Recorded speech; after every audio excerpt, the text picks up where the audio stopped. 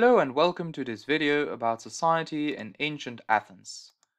Today, issues like equality, inequality, us versus them, and discrimination are still hot topics.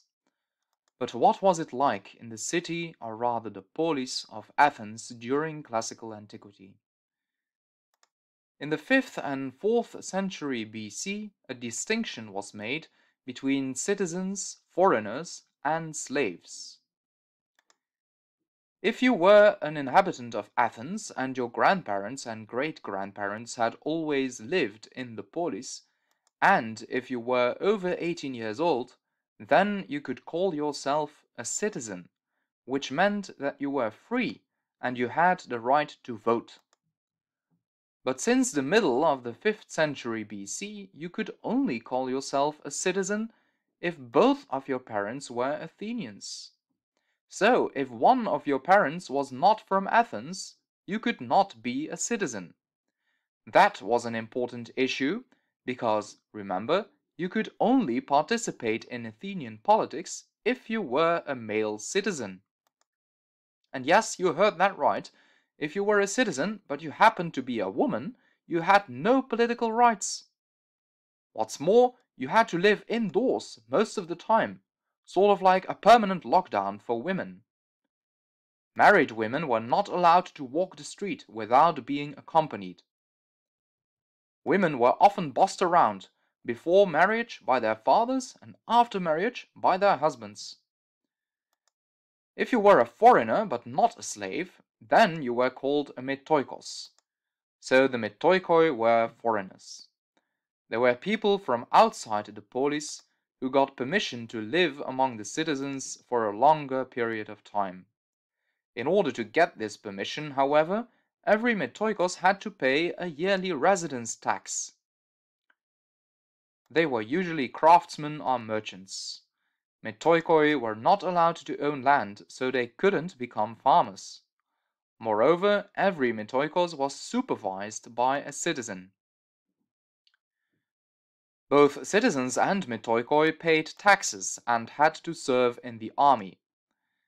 Their military service was different depending on their wealth, because rich metoikoi and citizens could afford the armor of a hoplite, a heavily armed foot soldier. Those who were less rich ended up in the light infantry or in the navy. And if you were a citizen, you could still struggle with poverty. Just like the poor metoikoi, the poor citizens had to work really hard to make a living. Another important group of Athenian society consisted of slaves. Slavery was quite normal in classical antiquity. Since the 7th century BC, there were so-called debt slaves in Athens. Debt slaves were farmers who could no longer pay their debts and lost their freedom as a result. Hence, they could be sold as slaves. In the year 594 BC, the Athenian statesman and lawmaker Solon put an end to debt slavery. But slavery itself remained. Prisoners of war, for example, often became slaves. The Athenians also bought slaves on the slave market. During the 5th century BC, the number of slaves in Athens even increased. Most slaves were barbarians, people who were not Greek. Slaves were not treated as human beings. They were seen as their master's possession.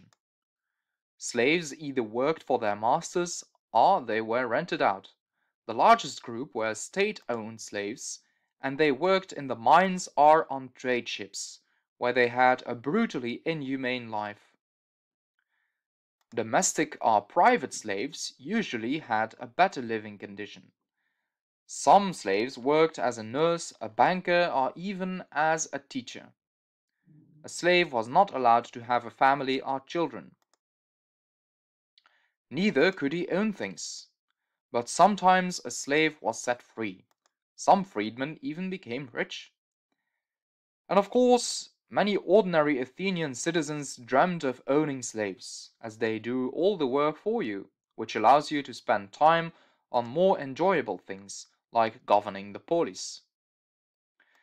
To sum up, we could say that people in ancient Athens were not equal at all.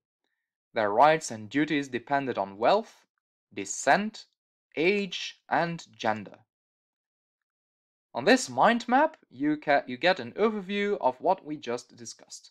You can press pause to have a closer look at it.